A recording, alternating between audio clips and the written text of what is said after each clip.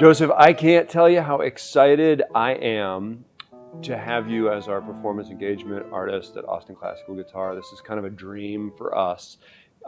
You and I have talked about this many times, but a passion that I think we both share is exploring the possibilities for communicating better through music and through musical performance. And you spent some time studying this as a student.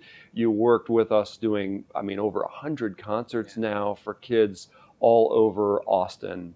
And it's just been extraordinary for me to watch your ideas evolve about how to communicate in a superior way through that performance medium, and also to watch the results in the kids themselves and the ways that they're reacting to you.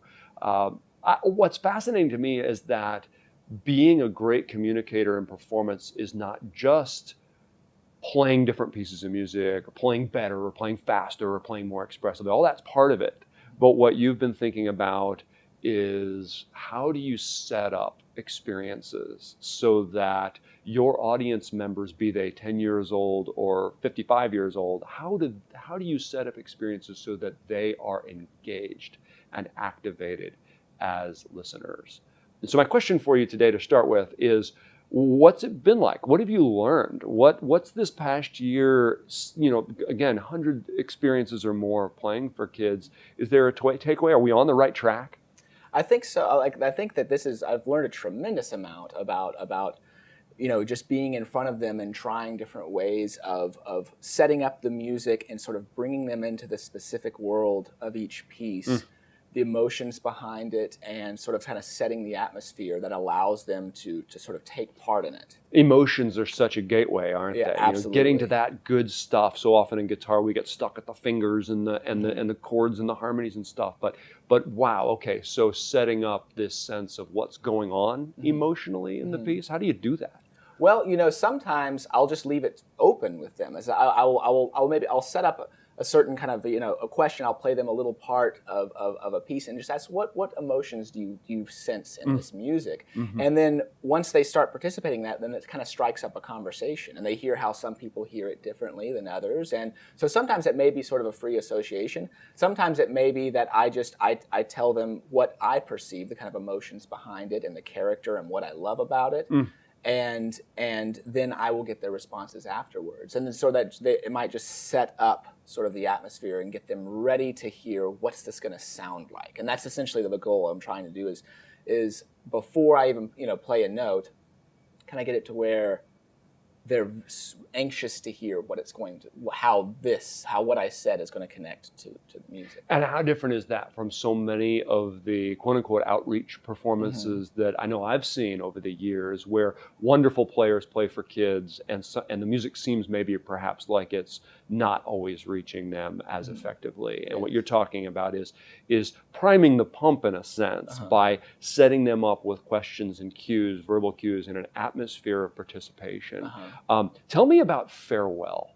You've got a piece that you played last year, and over the course of the year, you've told me a story or two. You don't have to tell me all of them, but tell me about that piece and maybe some memory you have from the past year of playing it or talking about it. That one's been really striking. How that piece has. That's one of them that I would play. I'd play the first few phrases of it, and I would say, without knowing anything about it all, I wouldn't even tell them the title. So I would just say, I'm going to play some music, and I'm curious to know what you feel like the composer was trying to express through this music. Wow.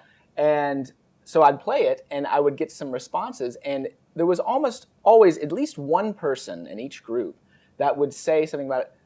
It sounds like you've lost someone that you love, or it sounds like something's missing. It sounds like it was always that they express this sense of loss, or like someone's missing, like someone's gone. And then I tell them that, well, that's exactly what the composer was trying to convey through the music. Wow. So despite the fact that you're just hearing me play some sounds, there's no direct meaning attached to this, yet you can perceive that emotion by the way that I play it and the way the composer puts together the notes.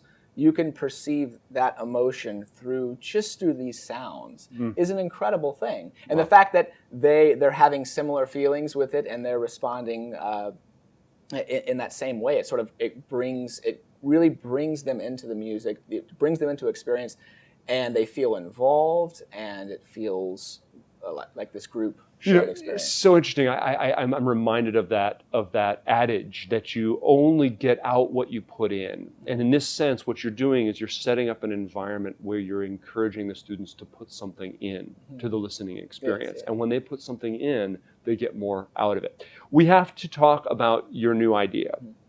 And of course, what we're after here is creating performance experiences that are significant for the listeners. So your idea has been to bring to them this year, this is students of guitar, and we've got thousands of them here in Austin District, to bring to the students music that they themselves might actually play. Not only level appropriate music, but music that's actually on the UIL list. UIL, of course, is University Interscholastic League, and they govern all interscholastic contest, academic music, and otherwise here in the state of Texas. So there's a list of pieces that kids might play, and you've decided to put together a concert program or series of programs based on that list. What are you trying to accomplish with this particular effort? So first off, I went through the list pretty extensively, and I found all of my favorites, the ones that I feel like are the most evocative pieces, and the ones that are also the most manageable to play, because there's some that might be overly challenging. I didn't want to take ones that are overly challenging, but give a good range from each of the classes and find my favorites from the list and put them together into sort of what I made a menu out of it. So, wow. So I have sort of descriptive words, a very subjective exercise where I just thought about the music and thought about the motions and the character and such that I feel like is conveyed in the music, and I made a menu out of it.